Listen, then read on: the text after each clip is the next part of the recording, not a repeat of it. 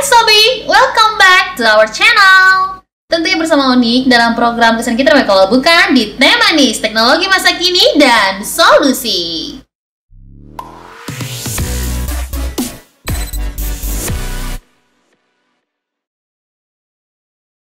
Nah, untuk para Sobi yang belum subscribe channel ini, jangan lupa untuk subscribe, like, komen, serta share video ini.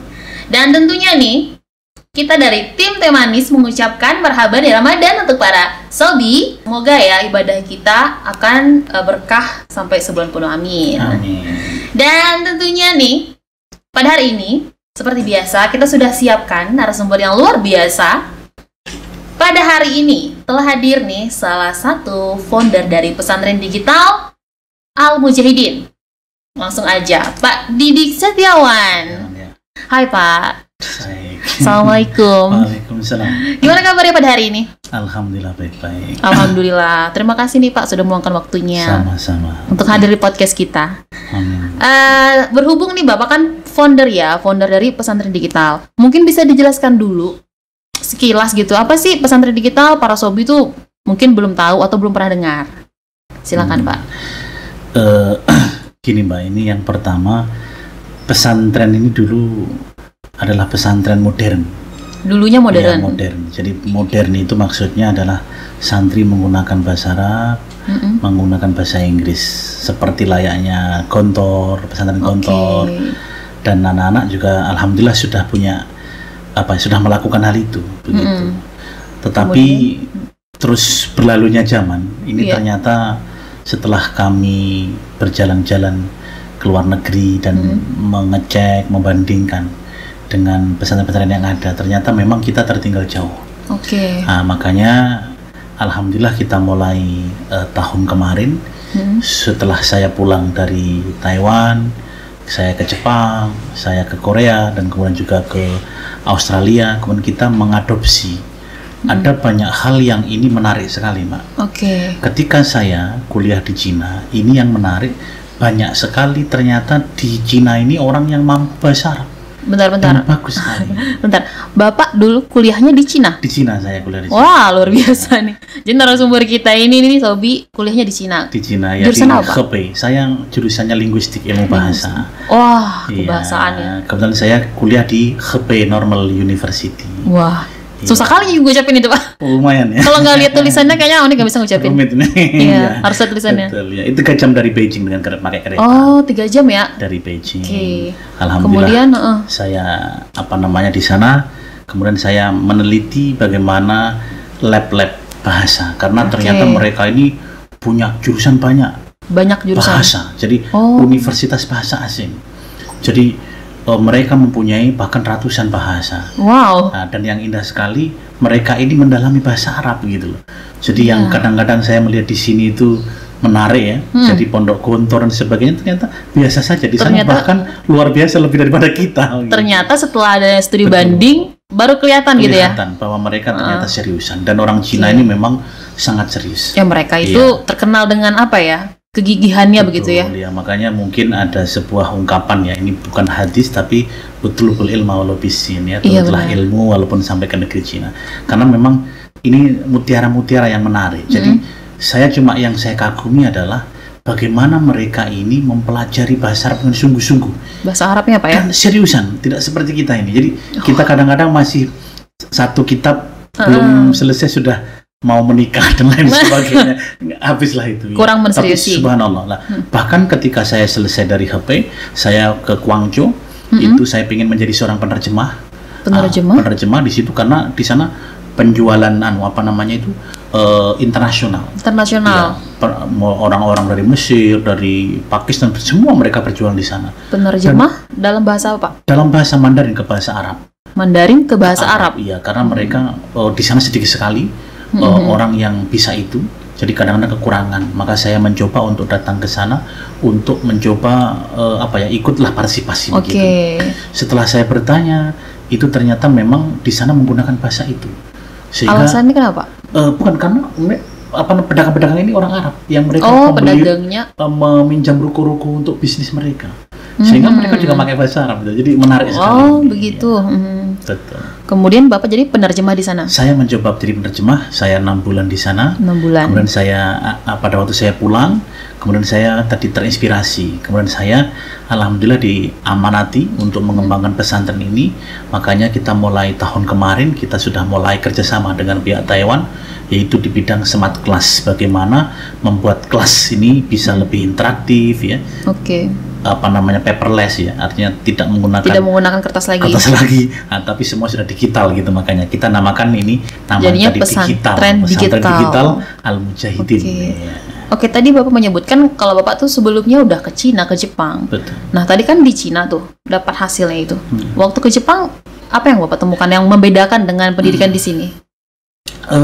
Begini, kalau di Jepang itu memang orang itu bekerja dan belajar itu tepat waktu. Disiplin, Pak ya? Disiplin ya. Iya. Tepat waktu. Tetapi kalau di Cina, orang itu ada guru tidak ada guru, tapi kalau sudah niat, maka ini yang menarik. Mereka pasti berhasil. Kenapa?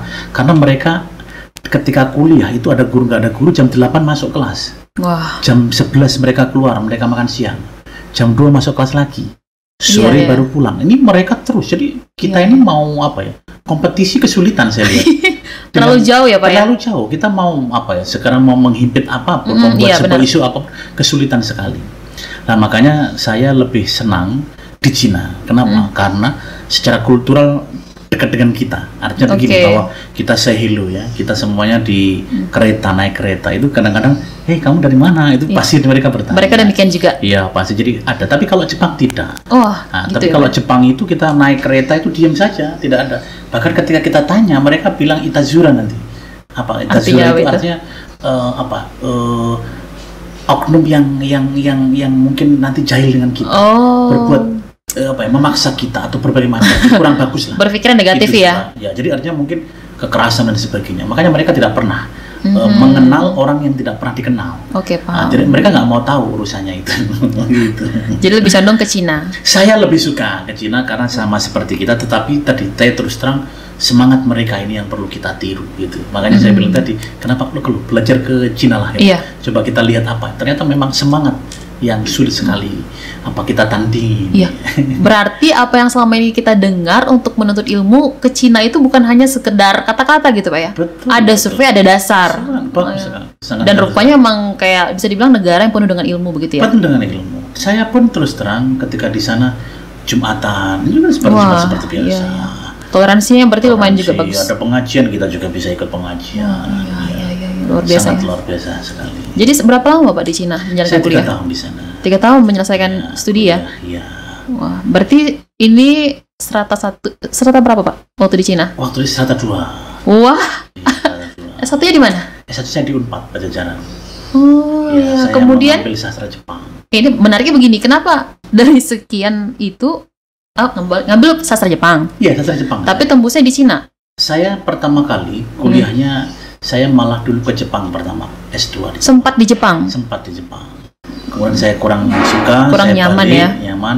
Akhirnya saya mencari beasiswa lagi. Akhirnya alhamdulillah saya bisa sampai di China, walaupun bukan jurusan saya, tapi alhamdulillah saya kerja keras. Karena S3 itu harus 3 tahun, karena setahun harus level sampai paling tinggi, baru bisa kuliah yang tahun kedua. Luar biasa nih Pak. Jadi 3 tahun. Jadi pesantren digital itu ya latar belakangnya. Betul, kemudian saya terinspirasi lah dari mereka itu. Kenapa milihnya tuh digital gitu loh Pak? Apa maksudnya itu tersirat digital deh gitu, digitalin aja gitu? Begini Mbak, ini digital itu adalah sebuah alat atau bagaimana caranya anak-anak ini mempelajari sesuatu itu dengan cepat. Karena kalau kita manual itu kadang-kadang kesulitan. Mereka harus membutuhkan waktu. Tapi dengan digital ini akan lebih cepat. Mereka bisa mengakses kapanpun. Mereka bisa belajar dengan cepat. Mereka bisa mendapatkan buku. Dan bukunya tidak ditaruh kemana-mana. Karena anak-anak sekarang ini juga tidak mencintai buku. Kalau zaman saya terus terang saya ini buku itu besar-besar, kamus itu di bawah. Tapi sekarang nggak ada anak itu.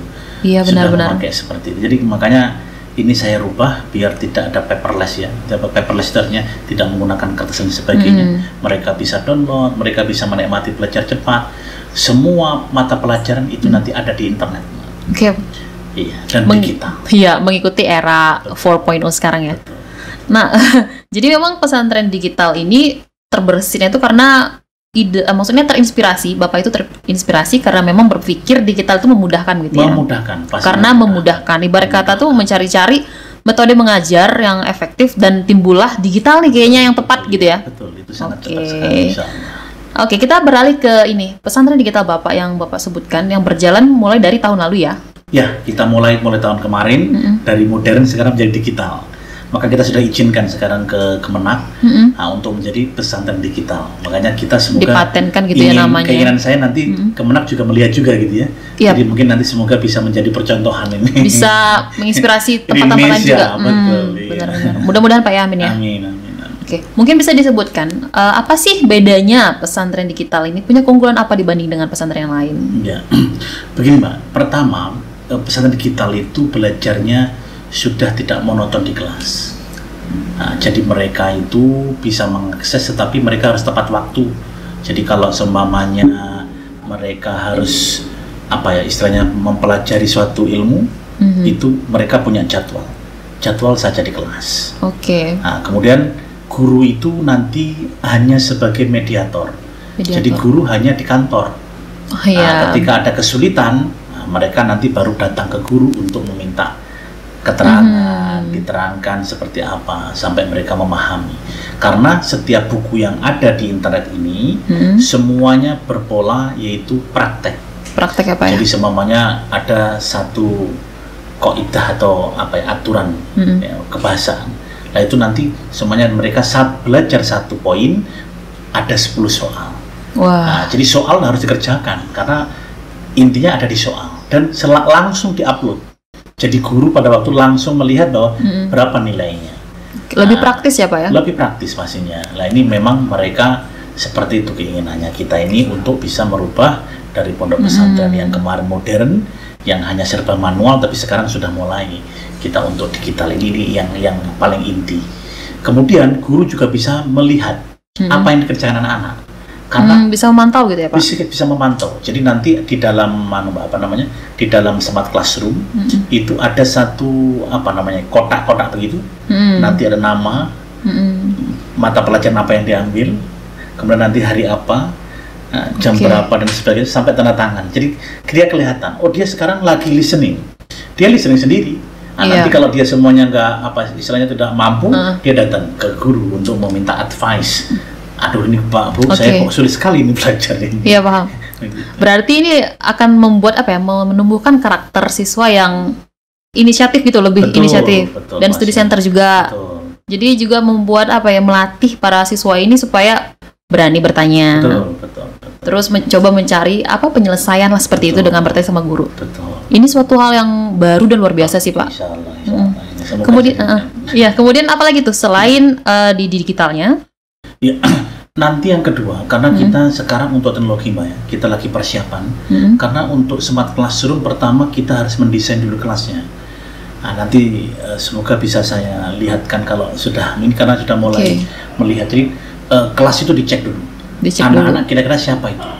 Anak-anak ini kelas 1 SMP atau kelas 1 SD atau kelas SMA atau kuliah. Mereka nanti desainnya berbeda-beda.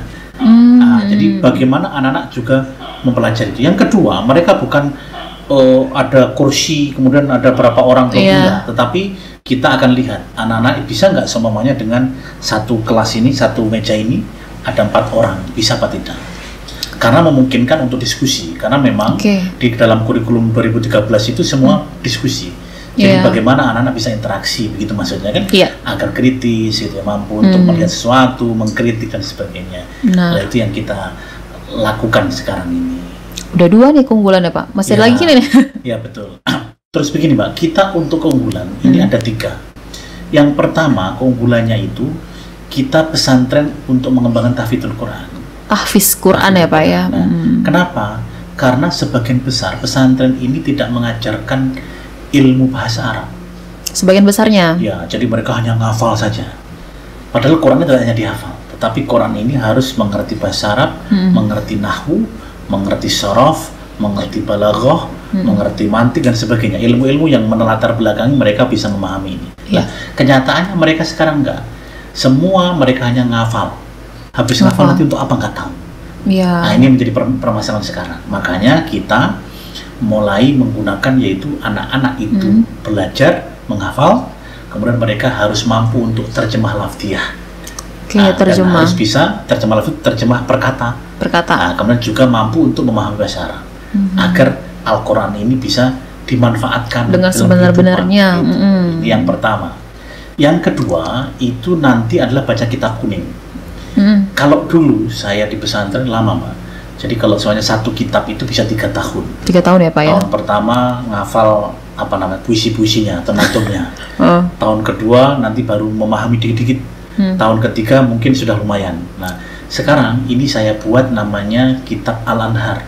Al-Anhar. Al-Anhar. Ya, Anhar itu sungai, Mbak ya.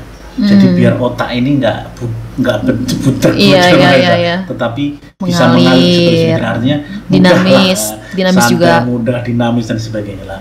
Saya buat ini untuk 3 bulan. Jadi mereka setelah 3 bulan mereka kita cek untuk bisa membaca kitab gundul.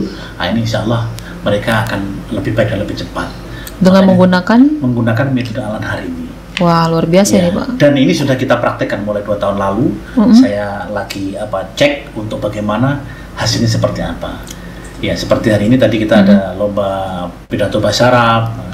Juga sama, kita juga kondisikan mereka untuk mampu berbicara. Nah, ini. Kemudian yang ketiga, keunggulannya adalah mereka harus mempelajari 3 bahasa. 3 bahasa? 3 bahasa. Apa aja itu, Pak? Yang pertama adalah bahasa Arab. Bahasa Arab. Bahasa Arab ini sekarang ini bukan lagi sebuah hanya khayalan, bukan bahasa Quran saja, tetapi mohon maaf, di Cina itu saya belajar bahasa Arab untuk ekonomi. Namanya Al-Lughah Al-Arabiyyah Al-Iqtisadiyah, jadi bahasa Arab untuk ekonomi. Ada namanya Al-Lughah Al-Arabiyyah Al-Tijariyah, jadi belajar bahasa untuk perdagangan, bisnis. Nanti ketemu sama orang Arab, sudah biasa itulah. Saya malah belajarnya bukan di Arab, tetapi saya belajarnya malah di China. Di China tadi ya? Di China. Kenapa? Karena di Indonesia nggak dipelajari. Betul. Yang dipelajari hanya kitab. Iya. Ini jadi masalah lah. Makanya kita ingin sekali anak-anak mengerti Al-Quran, mengerti Sunnah, mengerti Qiyas, mengerti dan sebagainya, tetapi mereka tadi harus mampu lagi itu bahasa Arab untuk perdagangan, bahasa Arab untuk berita. Kalau mendengarkan Al Jazeera itu, nah itu paham itu loh. Jadi jangan sampai dari pondok belajar bahasa Arab lama tapi suruh nggak ngerti, kan ini masalah. Nah, makanya kita usahakan ini. Kemudian yang kedua yaitu bahasa Inggris. Bahasa Inggris. Kenapa? Bahasa Inggris ini sebagai alat komunikasi untuk teknologi, Mak. Teknologi. Jadi misalnya orang mau belajar komputer, maka dia harus paham bahasa Inggris.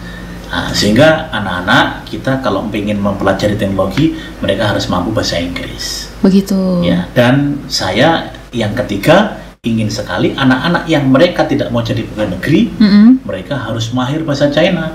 Kenapa? Karena nanti mereka bisa berdagang. Iya, bisa impor sendiri tanpa ada orang lain. Ngapain sekarang impor Cina mudah kok. Yang penting bisa Mandarin mudah itu. Ya. Nah, kebetulan ketika saya main ke Glodok itu, ketemu ketika saya bisa bahasa Cina, loh kamu kok bisa bahasa Cina gitu ya? Nah, apalagi saya pakai jenggot pada waktu itu. Wah. Kamu bisa bahasa. Kenapa? Karena memang ketakjuban. Karena bahasa Cina itu menurut WHO, PBB, itu bahasa paling sulit dunia. Wow. Ya, katanya nomor 1 bahasa paling sulit dunia. Masuk bahasa internasional ya, Pak ya? Dari 5. Sulit ya bahasa Cina. Kesulitan nomor 1, dan bahasa Cina ini pemakainya paling banyak dunia. Bukan bahasa Inggris, Pak ya? Baru tahu nih, Mbak. Informasi ini untuk para sobi ini. Karena kita selama ini kan tersugesti bahasa Inggris. Betul. Rupanya bahasa Cina ya, Pak? Bahasa Cina. Yang kedua bahasa Spanyol. Ya, Spanyol. Dan yang ketiga bahasa Inggris. Jadi bahasa Inggris nomor 3. Nomor 3 ternyata ya. Dan ketika kita main kemanapun di belahan dunia ini, pasti ada orang yang bisa bahasa Mandarin. Saya main ke Malaysia, ketemu sama orang-orang Mandarin, orang-orang China. Saya main ke Singapura, banyak orang-orang Mandarin, itu semuanya. Di Malaysia, di mana, di Thailand, banyak sekali. Ini mereka. Di Australia pun luar biasa. Di Jerman Cukup banyak yang bisa bahasa Arab.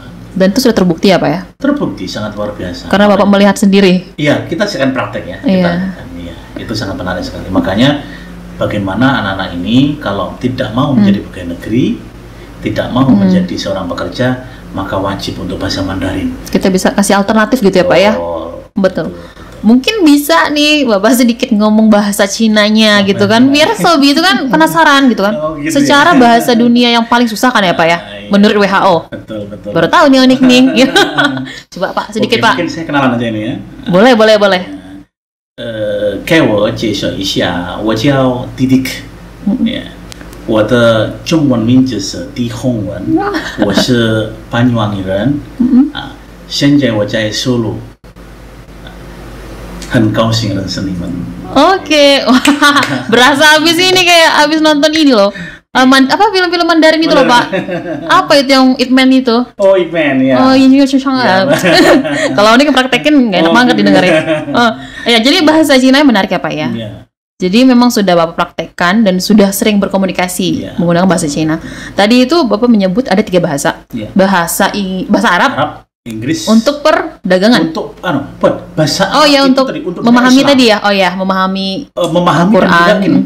Sekarang kita harus belajar yang lain, jadi sebagai alat komunikasi dunia Islam banyak sih sangat luar biasa. Bahasa banyak Arab. Investor dari Arab Saudi, dari Dubai, dari mana banyak sekali sekarang ini sayang sekali ya Pak ya kalau kita tidak mampu gitu ya. Iya, karena gini, mohon maaf Pak ya, ini banyak sastra Arab yang keluar itu seolah-olah bahasa Arab ini sebagai bahasa akhirat. Iya sih. Jadi kalau keluar itu nggak jadi ilmu, nggak jadi juga. Benar. Sekarang kita harus rubah itu. Stigmanya itu. Stigma rubah. Jadi ketika keluar orang itu mampu untuk dia mampu untuk tadi bisnis. Ternyata banyak gitu manfaat belajar bahasa Arab. Bahkan untuk ekonomi ya Pak ya. Betul, ini sangat penting. Paling nggak kita ngejar Cina lah, nggak usah jauh-jauh, yang di depan mata. Cina. Oke, habis bahasa Arab tadi bahasa Cina tadi ya. Iya. Kemudian bahasa Inggris. Nah, dari 3 bahasa ini penerapan ataupun cara mengajarnya di pesantren Bapak itu gimana? Ya, jadi begini Pak. Pertama, di sana kita wajibnya bahasa Arab. Wajibnya bahasa Arab. Bahasa Arab. Jadi anak-anak setiap hari berbahasa Arab. Begitu ya. Jadi nanti setiap hari ketemu dimanapun bahasa Arab. Nah, yang kedua, bahasa Inggris itu kalau mata pelajaran. Jadi sebenarnya pelajaran IPA, EPS itu bahasa Arab. Bahasa Inggris. Penerapannya gitu ya. Matematika, bahasa Inggris. Pelajaran-pelajaran itu semua pakai bahasa Inggris kecuali yang berbahasa Arab. Kecuali yang bahasa Arab. Ya. Dan yang kedua yaitu bahasa China.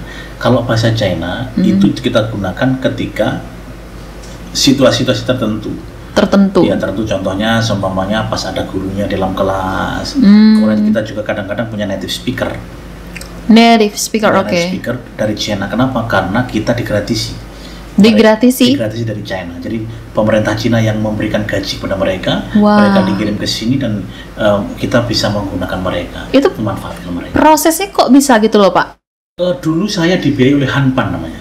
Hanpan itu adalah organisasi penyebar bahasa Mandarin. Iyalah, saya dulu yang memberikan beasiswa di situ. Lah kemudian setelah saya pulang, saya diminta untuk memberikan guru-guru. Jadi di mana saja sekolah di Indonesia ini, kalau minta guru ke saya, insya Allah saya bantu nanti untuk bisa apply ke China. Berarti itu kita hanya visa sama tempat tinggal saja. Yang penting ber-AC cukup. Wah, berarti mendatangkan langsung dari Cina ya Pak. Wah. Kemudian juga kita punya native speaker. Saya kebanyakan native speaker saya dari Sudan, yang bahasa Arab, dari Sudan dan dari Palestina. Ya, dari Sudan itu memang bahasa Arabnya di sana fuskoh atau fuskoh itu bahasa standar gitu. Bahasa standarnya Pak ya? Jadi memang bagus kalau dari Sudan itu. Oke. Jadi memang unik sekali dan sudah dipikirkan gitu ya, semacam bahasa Arab untuk keseharian. Betul. Bahasa Inggris untuk mata pelajaran. Ya. Kemudian Cina tertentu. Karena kesulitan tadi. Betul. Ya? Bukan kesulitan. Karena ini baru kita akan komunikasikan. Karena begini Pak, ke depan itu akan saya nanti kalau saya sudah punya asrama-asrama sendiri-sendiri. Yeah. Itu nanti saya bedakan. Wah, dikelompokin ya Pak ya? Sebenarnya kamu mau kerja kemana nih? Saya mau pengennya ke Jepang.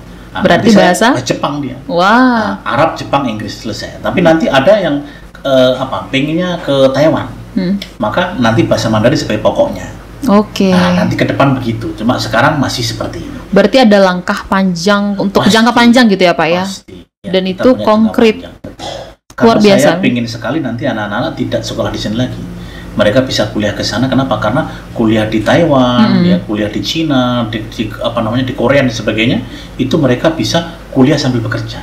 Sambil kerja Pak ya? Kerja. Seperti yang Bapak lakukan. Ya, betul. Bapak selama kuliah di sana kerja Pak? Tidak, kebetulan saya harus Fokus ya? tidak boleh. Oh, Kalau nggak di boleh. Cina tidak boleh. Oh, Kalau di Cina nggak boleh, tapi kalau di Taiwan boleh. Di Australia boleh, di Jepang boleh, di Korea boleh. Oke. Iya, mereka sambil bekerja 5 jam per hari. Banyak yang Bapak tahu ya, Pak tapi ya? kalau di Cina tidak boleh, karena kebetulan saya sering main ke situ. Wah, gitu. Iya, sering kita ini kan. Nah, jadi ini kalau misalnya, kalau ini pribadi ya, misalnya dengar kayak gini tuh kayak bukan tiba-tiba sih, langsung tanpa pikir panjang bakal masukin nih, misalnya kenalan siapa gitu ke pesantren digital. Iya, Karena melihat keunggulannya tadi luar biasa. betul. Pertanyaan itu apa sih syaratnya untuk masuk gitu? Apa ada kriteria khusus? Iya. Gini Mbak, untuk kita kan punya itu MTS sama Aliyah. Oh, tingkatnya itu ya? Tingkatnya, unit pendidikannya ya. Nah, jadi anak-anak sekarang yang kelas 6 bisa diterima Udah bisa ke tempat tuh. kita. Nah, sebenarnya begini, kita mengujinya sangat mudah. Yang kita uji adalah Al-Quran dulu. Al-Quran dulu Pak ya? Betul. Jadi pokoknya minat dulu. Kenapa? Karena anak-anak yang punya EQ-nya itu pas-pasan. Itu ketika dia sudah Quran dulu, maka akan mudah untuk meningkatkan daya ingat dan lain sebagainya. Benar. Ya, konsentrasi lebih tinggi. Iya, Onik itu daripada kita yang tidak pernah ngapal Quran. baca, iya benar. Konsentrasinya hilang. Onik pernah itu nemuin Oke. itu ya, nemuin hasil penelitian itu emang. Begitu ya. Ya bahwasanya Al-Quran itu mencerdaskan daya ingat otak Betul, gitu ya. betul, Pokoknya betul. intinya memperlancar. Betul, iya. Itu luar biasa sih Pak. Dapat ilmu itu. Iya. Nah, kemudian tadi Quran saja, nanti sama tes psikologi. Kenapa? Karena kita tidak mau membedakan. Karena begini, di dalam teori pendidikan modern, bahwa anak yang bodoh tidak ada. Yang ada adalah idiot dan normal. Iya Jadi benar. semua orang ini harus punya kesempatan masing-masing. Makanya kita nggak pernah, kamu kok goblok sekali, enggak. Ada Mbak, kita punya 2 orang yang tertinggal dengan yang lain. Kekurangan. Tapi alhamdulillah kemarin hafalannya paling bagus. Wah. Itu hari kemarin. Luar biasa nih Pak. Iya, jadi hari ini tadi kita ada istilahnya tuh pidato bahasa Arab ya. Tapi ternyata ini punya kemampuan yang cukup Justru bagus. yang Setelah mereka kita dorong untuk hafalan Quran. Nah, makanya di sana hanya hafalan Quran, kedua tes psikologi, kemudian matematika. Wah, matematika masuk dalam tes ya kita Pak ya? betul, dalam tes. Kalau dia dari MI bahasa Arab, kalau dari SD bahasa Inggris. Nah, itu saja. Jadi ada 4 ya Pak? Iya, ada 4. Empat Kemudian poin nanti mereka tidak untuk mengklasifikasikan Mbak, tetapi untuk memonitor mereka nanti mereka di mana tempatnya Kemana? dan apa bakatnya. Karena kita ingin untuk mengajak anak-anak untuk mengerti bakat mereka. Oh, berarti Yang paling penting. berarti di dalam pesantren ini juga ada untuk mengarahkan gitu untuk dalam Ada, hal bakatnya gitu ya Pak ya? Betul. Contohnya begini, ada olahraga. Hmm. Saya sendiri adalah atlet judo. Bapak atlet judo? Judo saya. Iya. Wah, sampai Iya, mana Pak? betul. Wah, lumayan lah. Bahaya Iya. nih. Jadi saya atlet judo, tapi saya kalau berteman teman-teman saya dikira bukan ahli bela diri nih. Karena pakai sarungan terus. Iya. Saya mulai tahun 94 saya atlet bela diri. Udah lama, Namanya Pak. Judo, iya. Itu Zaman Bapak segitu. pasti masih SMA saya. wah. Masih muda Kemudian, banget. kalau semamanya mau belajar itu nanti sama saya. Bapak langsung Ya, gurunya. nanti ada kalau semamanya pingin dia mempelajari karate ada. Kita ada lagi. berikan mereka apa yang pingin disenangi. Taekwondo juga ada, kita taekwondo itu dari Korea saya berikan pada mereka. Silat ada, jadi mereka Wah. tinggal apa. Kemudian juga kita punya namanya nge-gym center. Gym center. Ya, gym center. Jadi gym center itu orang mau belajar mau membesarkan Otot-otot bentuk badan lah gitu ya. tricep ada semua kita belikan. Saya pada waktu langsung kita belikan. Dan sekarang kita sudah punya center ini. Jadi mereka bisa berolahraga tapi harus mengikuti aturan jam-jam yang dibolehkannya. Wah, ini Nge-gym ini. iya, ini kalau dengerin ini apa ya? Banyak banget sih apanya, Menarik ya? keunggulannya, kelebihannya sampai pusing-pusingnya tuh pusing. Aduh, kok banyak banget gitu. Ya, jadi selama mulai penerapan untuk digital ini, yang ditemuin kendalanya di mana itu, Pak? Kita pertama siswa karena memang tidak terbiasa, mereka sebagian besar menghafal tradisional. jadi profesional. Kemudian mereka harus punya laptop untuk belajar itu karena no paper atau paperless itu. Nah, sehingga mereka cukup kadang-kadang shock juga gitu. Jadi ada hal ya, kecuali mungkin ada anak yang memang mereka ingin psikologis. Yang kedua, guru, karena guru kita ini dari pesantren, sehingga kesadaran mereka terhadap teknologi kurang. Makanya kita adakan pelatihan, di trainingin dulu Pak ya. Kemudian kita kan kebanyakan dari Taiwan nanti datang ke sini 2 minggu untuk melatih mereka sampai bisa menggunakan alat itu. Jadi ini kerjasamanya tuh ibaratnya tuh trainingin aja dari luar gitu ya Pak, orangnya Pak ya? Itu dari Taiwan Pak, karena memang kita pasrahkan dengan Taiwan untuk teknologinya. Untuk teknologinya. Jadi secara keseluruhan kerjasamanya ada sama beberapa negara nih Pak? Saya yang sudah tanda tangan itu dengan Sudan. Ya, jadi nanti kalau anak-anak selesai mereka bisa kuliah ke sana. Dengan mau kuliah apapun. Bisa, berarti kalau udah selesai bisa langsung gitu ya? Langsung ke sana. Direkomendasikan. Dengan bahasa yang sudah mumpuni lah ya. Saya kondisikan. Kedua dengan Mekah. Mekah ini Qasim University namanya. Universitas Qasim itu saya sudah bertemu sekitar mungkin 5 tahun yang lalu sebenarnya. Saya sudah ditemukan dengan kedutaan untuk bagaimana mengirim anak-anak kita ke Qasim itu. Ya, Qasim University.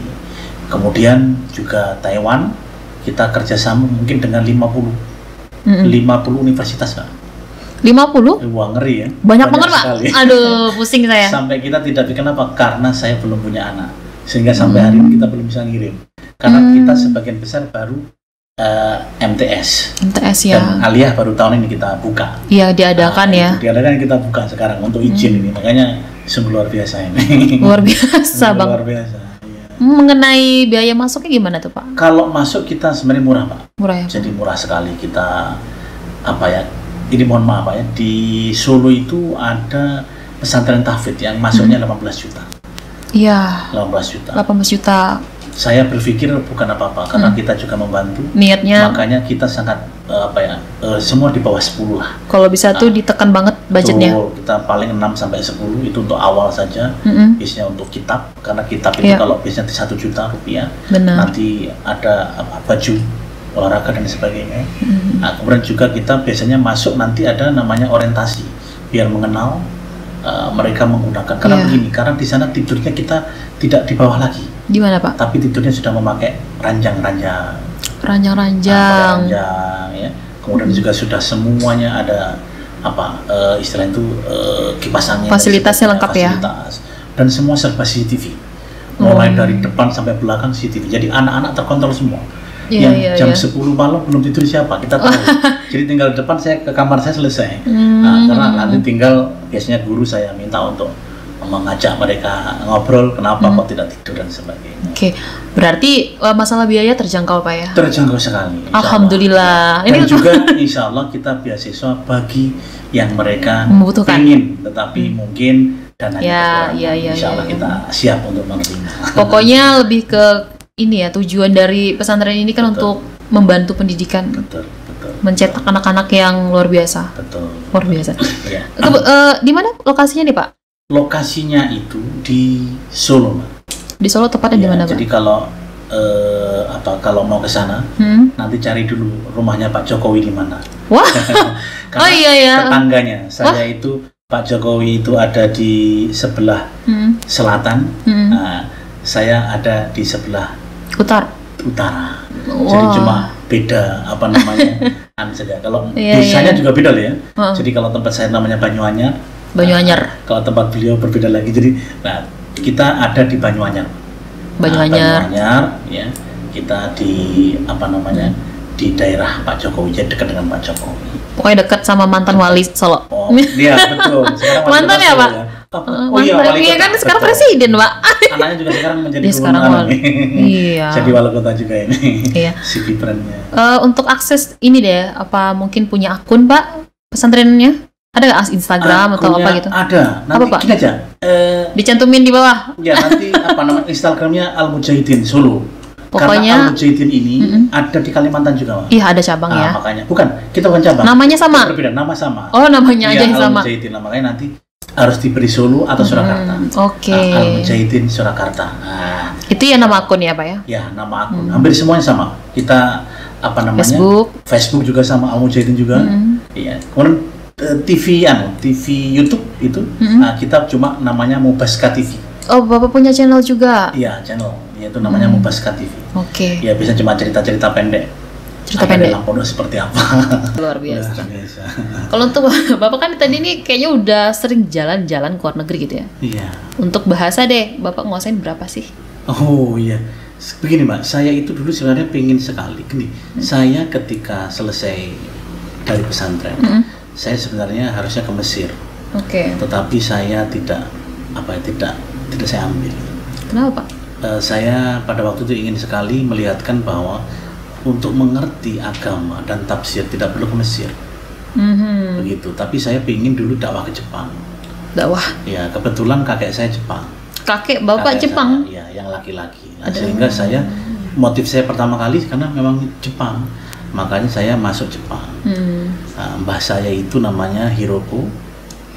Dengan namanya Mikiru. Mikiru? Ya, Mikiru itu mbah saya asli.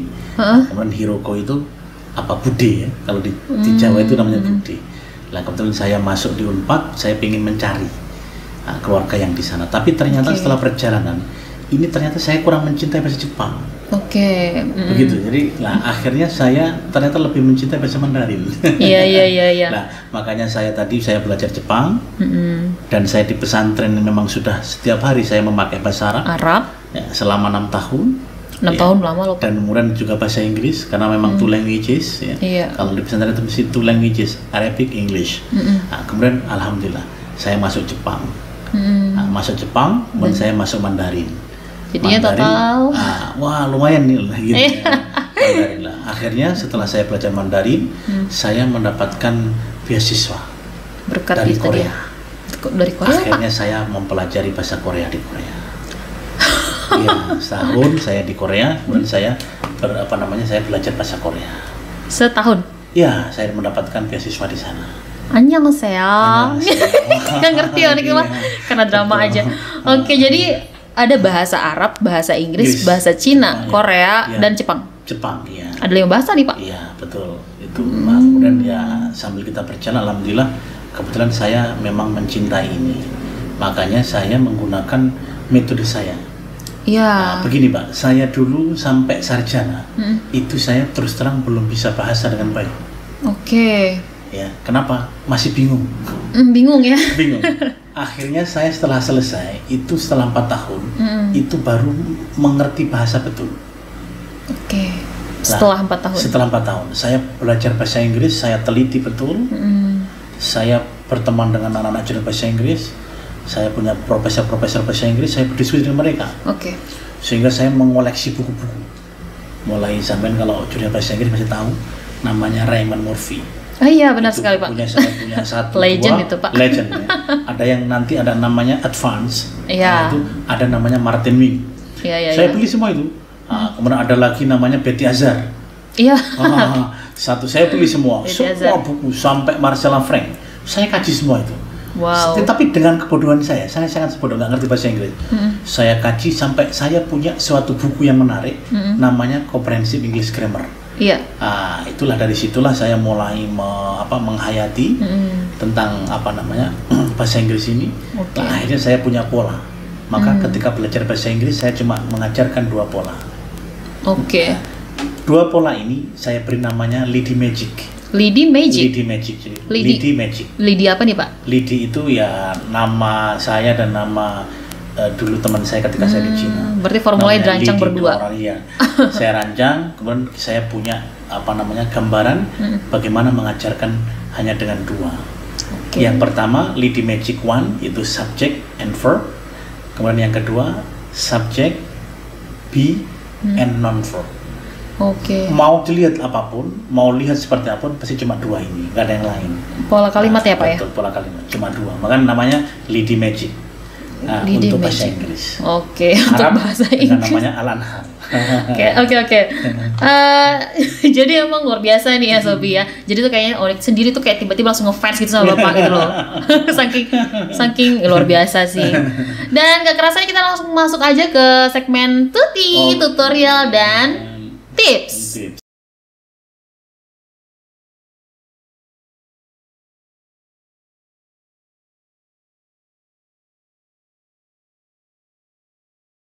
Assalamualaikum warahmatullahi wabarakatuh. Hai Sobi, semoga nanti kita bisa belajar bareng ya, untuk memahami bahasa dengan cepat. Karena belajar bahasa itu tidak hanya satu saja, tapi kalau bisa lebih daripada satu itu lebih baik. Mungkin begini, kita pelajari dulu ya. Jadi untuk belajar bahasa ini kita perlu mengerti tentang kata sifat. Kata sifat itu, dari kata sifat kita bisa membuat kalimat yang sangat banyak sekali. Ya, kalau namanya dalam bahasa Inggris namanya comparative degree. Jadi bagaimana membandingkan satu dengan yang lain. Yang pertama yaitu asal kata, ya. Kemudian yang kedua adalah comparative degree, yang ketiga adalah superlative degree. Nah, contoh ini dalam bahasa Inggris kita kata dasarnya adalah long, kemudian menjadi longer, kemudian menjadi longest. Nah, di dalam bahasa Mandarin, nah ini sangat mudah sekali. Yang pertama kita bilang, kalau kita bicara namanya tuan, ya. Kemudian setelah itu keng tuan, kemudian cui tuan. Nah, tadi satu tuan pendek artinya. Kedua, setelah itu keng tuan lebih pendek, cui tuan paling pendek. Ya. Kemudian contoh yang lain seperti how, ya itu bagus atau good, ya better, kemudian best. Nah dalam bahasa Mandarin itu kata how, keng how, cui how. How artinya bagus, keng how artinya lebih bagus, cui how artinya paling bagus. Nah, jadi sebenarnya ini cuma komparatif. Apabila kita sudah bisa bandingkan bahasa Inggris dan bahasa Mandarin, atau mungkin nanti juga bahasa Arab, itu sangat mudah sekali. Semoga yang sedikit ini bisa memberikan manfaat bagi kita bersama. Terima kasih.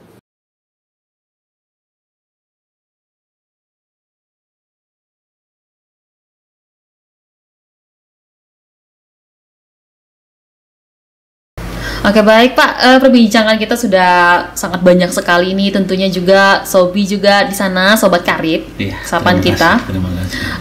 Pasti banyak mendapatkan ilmu dari apa yang kita sharekan hari ini. Ya. Tentunya Onik ucapin terima kasih banyak udah hadir di podcast kita. Terima kasih sekali. Mungkin ada yang mau disampaikan terakhir dengan bahasa asing lah. Dengan bahasa asing. Ya terserah deh Bapak apa aja gitu. Misalnya. Jangan lupa untuk subscribe itu dalam bahasa asingnya Pak. Terserah mau Korea, kayak mau Jepang, terserah. Yang mana pilih Pak? Apa nih bahasa apa? Sobi jangan lupa gitu kan. Apa? Yang mana nyaman? Kayaknya Onik lebih penasaran untuk bahasa Jepang deh Pak. Oh bahasa Jepang. Karena Bapak kan ada darah Jepang tuh. Iya. Oke. Sangat simpel sekali. Ya. Simpel aja. Teman-teman, ya, ini semoga bisa subscribe kita ya. Nanti semoga bisa menjadi teman-teman kita, dan insya Allah kita bisa belajar bareng. Oke. Ya, dalam bahasa Jepang itu katakan subscribe ite kudasai onegaishimasu. Wah, greget gitu loh Pak denger kalau ada orang Indonesia bisa bahasa asing. Karena Onik itu termasuk orang yang sangat-sangat salut dengan kecerdasan yang seperti itu, kemampuan berbahasa gitu ya. Oke deh Sobi.